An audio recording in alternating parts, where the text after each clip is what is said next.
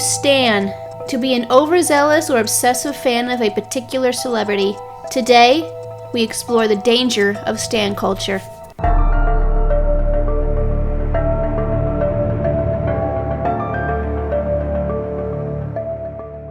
Hello everyone and welcome to my channel. I hope you're having a fantastic day today. If you're a returned subscriber, I really do appreciate your continued support. If you're new here and you enjoy these types of videos, be sure to subscribe to my channel. Everyone give this video a big thumbs up, click on that notification bell and select it to all. That way you'll be notified when I upload my next video. Before we get started, and as always, I do need to remind you guys that I am a drama commentary channel. I have opinions and I speak them freely. Opinions are not facts, they never have been facts, and they never will be facts. I do need to also let you know that I talk about sensitive topics in this video. If you are sensitive to certain topics, please click off now. Because of the nature of this video, I do need to also let you know I am not a psychologist, I am not a psychiatrist, I am not a professional, I am just a drama channel giving my opinions on stan culture. Now that I've gotten that out of the way, let's dive in. Where did the term stan come from? It is a combination of the words stalker and fan according to the Urban Dictionary. In November of 2000, Eminem released a song called Stan. If you are unfamiliar with this rap song, it is about an obsessive fan of Eminem's named Stanley. Stan attends Eminem's concerts and frequently sends him letters asking Eminem to either call him back or at least write him. When Stan doesn't get a response from his idol, he stuffs his pregnant girlfriend in the trunk of his car and drives them both off of a bridge. Eminem is in the middle of finally writing Stan back when he sees a news report of a murder-suicide, and it is then that he realizes he is already too late. Pretty grim stuff. Stan culture isn't anything new. It's been a thing since long before we were even thought of. Parasocial relationships, a term that originated in 1956 by Donald Horton and Richard Wohl, are defined as one-sided relationships where one person extends emotional energy, interest, and time, and the other party, the persona, is completely unaware of the other's existence, according to findapsychologist.org. Please check out their website for more information. Everything I reference or have gathered information for this video will be linked down below in the description box. For as long as there have been people to look up to that are public figures, there have been fans, from ancient Roman times to even further back. There is absolutely nothing wrong with being a fan of someone you admire. It's when fan transitions into stan that things become a potential issue for both celebrity and the fans. So what does this mean for YouTube celebrities? YouTubers may not have Hollywood movie star status, but that doesn't change the fact that many YouTubers have amassed a following well into the millions. For today's video, we are going to focus mainly on how stan culture affects YouTubers and the community. The introduction of social media platforms such as Facebook, Twitter, Instagram, and Snapchat have narrowed the gap between celebrities and their fans. Any celebrity, YouTuber, or otherwise can post stories about their day-to-day lives for their fans to view and interact with. Fans can reply to posts, send messages, and chat with their favorite celebrity in live streams. It may sound like a win-win situation because the celebrity is connecting on a personal level with their fans, making them seem relatable, and in turn the fans feel like they are somehow connected to them like they are real-life friends. With the positives that come to YouTube celebrities being more accessible than in years past, also unfortunately come the negatives. Because fans feel more connected to their favorite YouTubers, a few start to forget that they actually do not know the YouTuber and act out inappropriately, which can be dangerous for the YouTuber. Stans have gotten a hold of YouTubers' phone numbers, addresses, and have found out where they are going to be. James Charles, a very popular beauty influencer, had fans show up to his home. Jeffree Star had someone from Sephora steal his information from his account and then posted how much he spends to social media. Prior to that, a Sephora employee took his phone number from his account and started texting him. Bretman Rock, a popular influencer, had a fan show up to his father's funeral wanting to get a picture. He tweeted, "Can people just let me be sad for once? I'm here in the Philippines for my dad who just passed.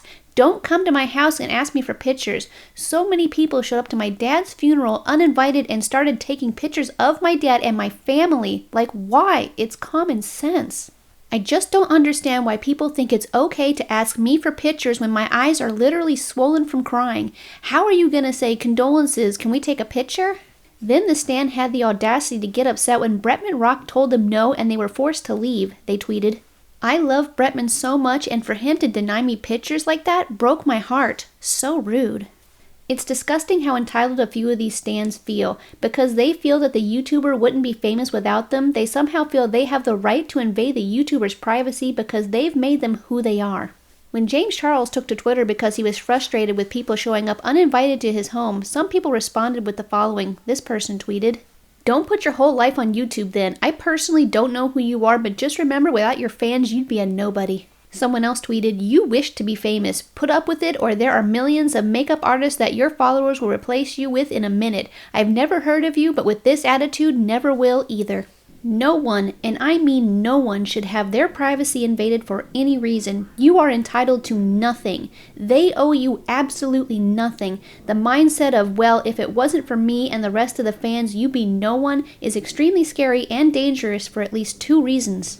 Firstly, the YouTuber could be seriously hurt or even killed by these extreme stands. American YouTuber and singer Christina Grimmie was shot and killed in June of 2016 by a seriously obsessed fan while signing autographs after a concert in Orlando, Florida. According to the news reports, her killer was obsessed with Christina. He attempted to impress her by losing weight, becoming vegan, and getting a hair transplant. He claimed that he thought that they were going to get married to his co-workers, and when he saw her with another man, he became furious, which led to him shooting and killing her before killing himself. A beautiful young woman taken too soon. Secondly, these stans do not know the YouTubers personally. They may seem nice on camera and on social media, but for all anyone knows, they could be really bad people with evil intentions. Onision. If you've been subscribed to my channel for a while now, you've undoubtedly seen me upload several videos concerning this particular individual. For those of you that aren't aware, Onision is a well-known YouTuber with 1.5 million subscribers on his Onision Speaks channel that he started back in 2009. His Onision channel currently has 2.05 million subscribers, and his Uh-Oh Bro channel has 1.97 million subscribers. For those of you that are unfamiliar with Gregory James Jackson, also known as Onision among other names, he has been accused of allegedly grooming underage girls over the course of several years. The common theme in this situation is that all the young women he's accused of grooming all started out as either a stan or a fan of his channel. His spouse Kai is also accused of child grooming, as well as sending inappropriate photos of themselves to minors and receiving inappropriate photos from minors. Onision and Kai purposely posted videos to their YouTube channel that a teenage audience can relate to, from discussing ADHD symptoms to depression, anti-gay parents to annoying adults. Onision and Kai had their target audience in mind. Onision had been uploading these types of videos to his YouTube channel long before Kai came into the picture, but the introduction of Kai to his channel has also attracted teenagers who are part of the LGBTQ+ community. Onision and Kai know full well that their demographic is between 13 to 24 years of age at the most, and they took full advantage. Teenagers today have grown up in a world where a YouTube celebrity is just as famous in their eyes as a Hollywood star. But unlike with Hollywood stars, these teenagers have the ability to reach out to these famous YouTubers, and that's an extremely scary thought. Because they are so blinded by their adoration for these YouTubers they have never met, they can sometimes find themselves in a dangerous situation without even realizing it because they are so starstruck that the warning signs go unnoticed or are brushed aside.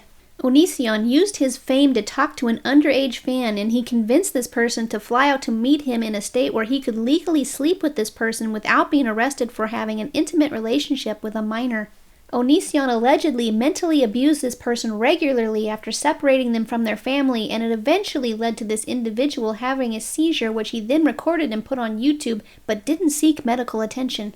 Kai, Onision's spouse, allegedly lured a young woman who was a fan into their home under the pretenses that this person and Kai were to be in a physical relationship, just the two of them, but immediately Onision inserted himself into the relationship, all the while manipulating this person to think that they were wrong for ever thinking that it would just be a two-way relationship. Kai and Onision had parental guardianship over a 16-year-old fan that moved in with them after having problems at home. Allegedly, Onision regularly verbally abused this individual, and when they turned 18, Kai, Onision, and this person engaged in a physically intimate three-way relationship. All of these victims of Onision and Kai started out as fans. They were starstruck and felt special because their favorite YouTubers were communicating with them. They felt like they had become friends. Despite the allegations and an FBI investigation into Onision and Kai, they still have dedicated fans willing to pay the money to be a part of his Discord, and insist that despite all the evidence that the people coming for them are just ex-girlfriends and haters. They're so blinded by his fame that they refuse to see him and Kai for what they allegedly are, and have gone so far as to verbally attack the victims, telling them to off themselves, that they're lying, that they're ugly, and any other insult they can think of to tear them down for attacking their idol. And Onision and Kai idly sit by raking in the money for views and interaction while the victims suffer for speaking out.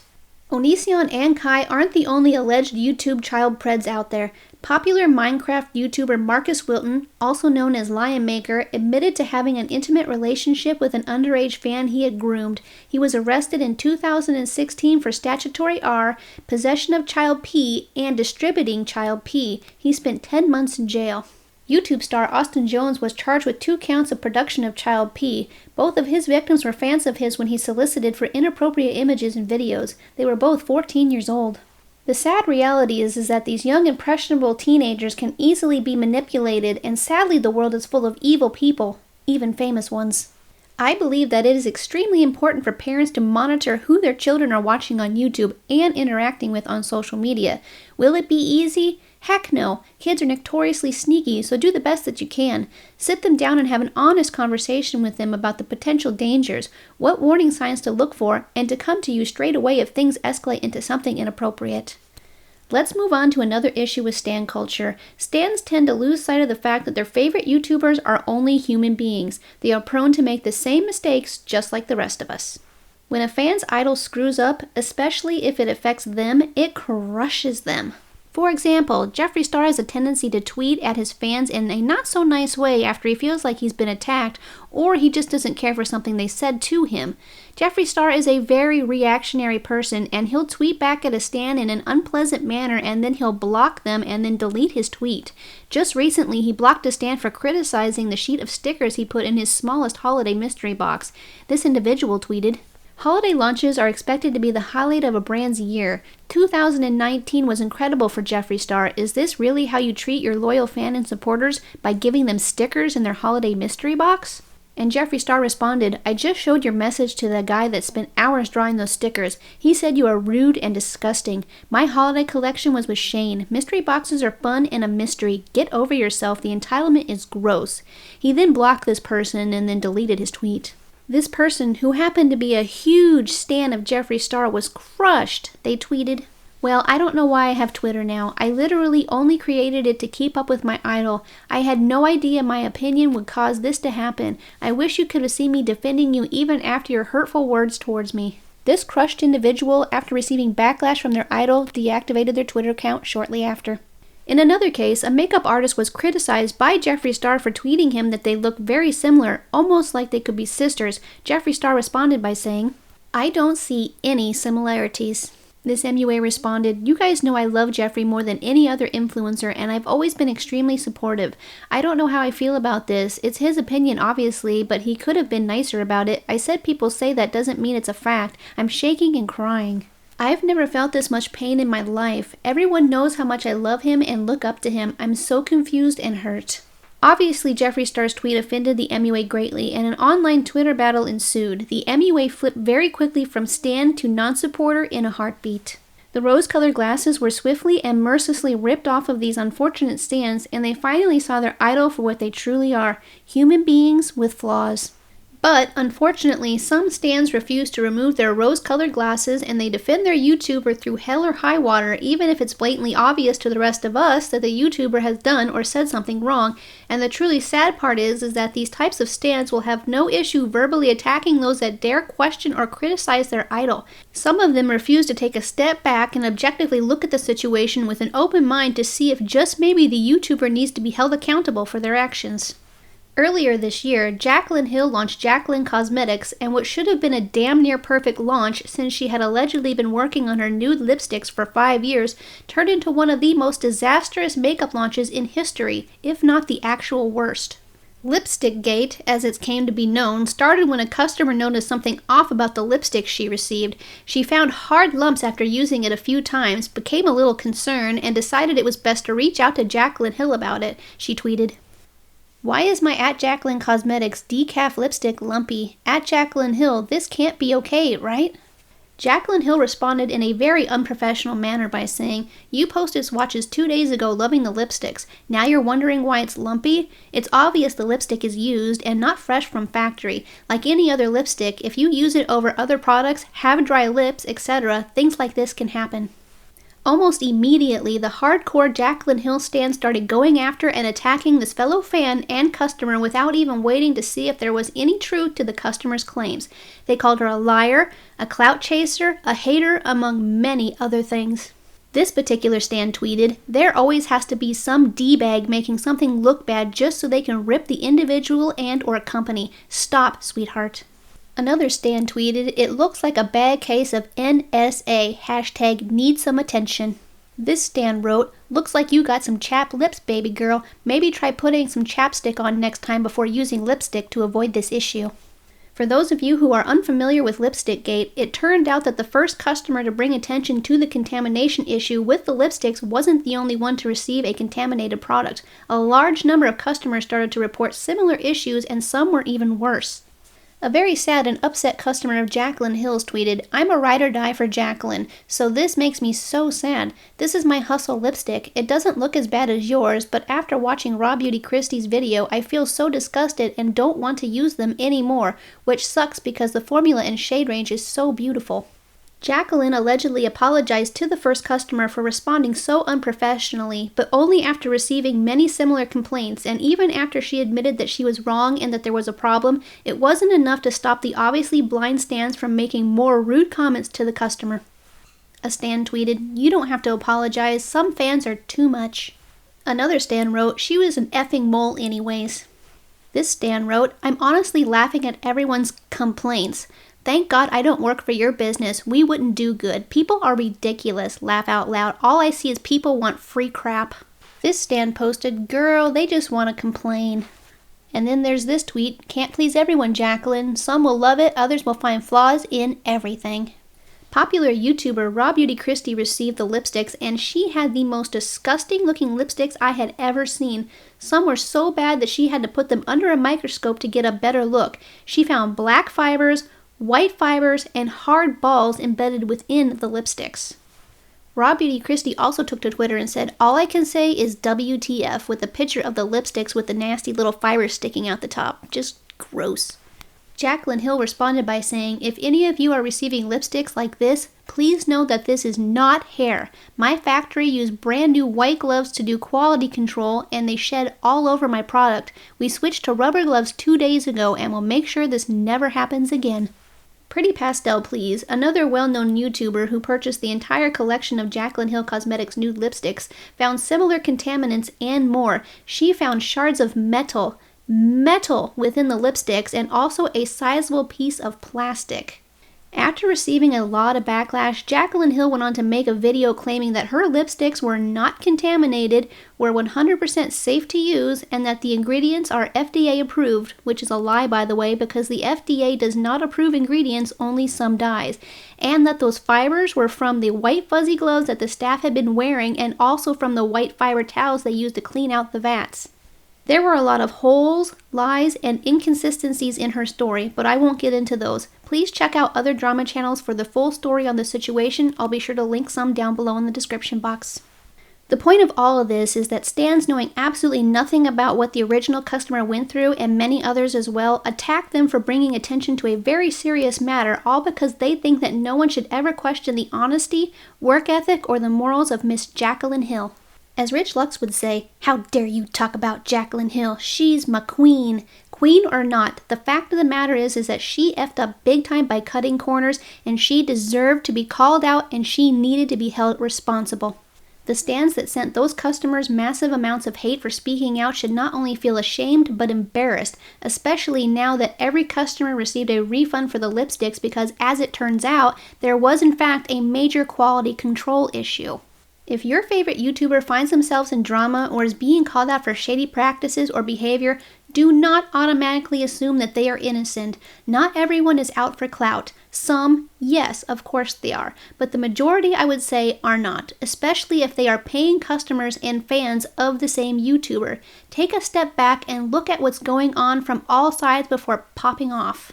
Now there are those that are going to attack the YouTuber in a very personal and vile way. They will call them names, they will tell them to off themselves, they will threaten them, and that is 100% not okay. And then in that case, yes, it is indeed okay to go ahead and defend your favorite YouTuber, because that kind of behavior is uncalled for, it is immature, and it solves nothing. YouTubers are human beings and they make mistakes and they should be held accountable when they screw up, not defended. And those calling them out in a civilized, respectful manner should not be attacked for merely offering up constructive criticism. If a YouTuber is surrounded by yes men or women that constantly tell them that they are perfect, that they never do anything wrong, and that those criticizing them are just jealous haters, how can we expect them to grow as a person? Telling them everything is all rainbows and butterflies does more harm than good, because that means that bad behaviors will continue or even worsen over time because they've been constantly fed the lie that those who offer up helpful criticism are just haters. People need to understand that tough love, done respectfully, is often necessary and shouldn't be frowned upon. Do you really want to stand someone so hard that you're willing to dismiss disgusting behaviors perpetrated by your idol? At what point do you say enough is enough? This isn't right. For example, your favorite YouTuber is having a disagreement with someone. They'll publicly tell you and all their stans that person X said this, this, and this. The other stans immediately head over and verbally attack person X on social media, telling them that they're scum, that they should die, that they are Satan himself without ever having heard person X's side of the story. Would you be okay with that?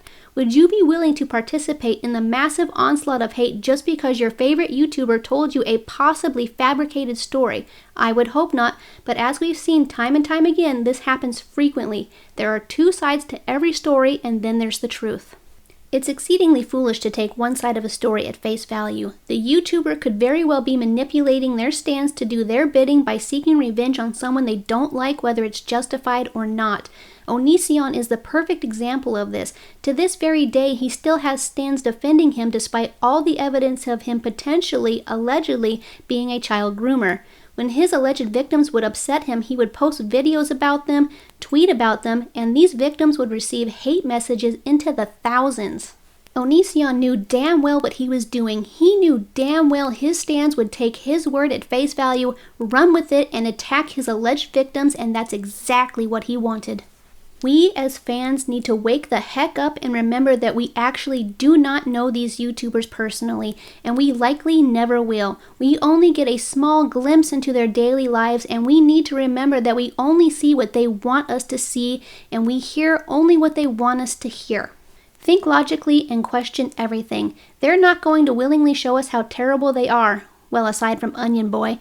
I'm sure a lot of YouTubers are indeed wonderful people, and I'm sure there are some monsters as well. Just remember to try and not put them on a pedestal just because you view them as famous. They are no better than you or I.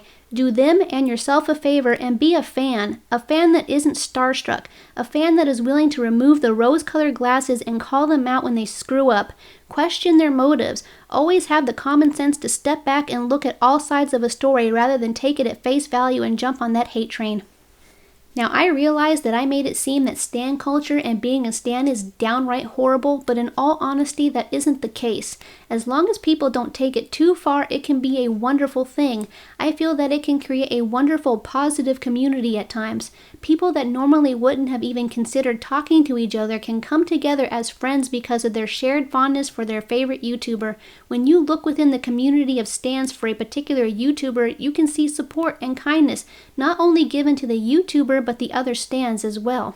It can be beautiful, but sadly the toxicity that it can create has a tendency to overshadow the good. Let's all try our best to stan responsibly by not becoming so obsessed that we excuse bad behavior from the YouTuber, and please don't become so obsessed and entitled that you feel that the YouTuber owes you something. Don't show up to their homes. Be respectful. Also remember that you do not know these YouTubers or their intentions. Protecting yourself needs to be the #1 priority. Don't automatically assume that their intentions are good. There are far too many preds on YouTube. I'm very interested to know your thoughts on stan culture. Please let me know what you think in the comments down below. And with that, that is the end of today's video. I truly hope that you guys enjoyed it. Remember, if you are new here and you enjoy these types of videos, be sure to subscribe to my channel. Everyone give this video a big thumbs up, and I will see you all very shortly on the next one. Bye!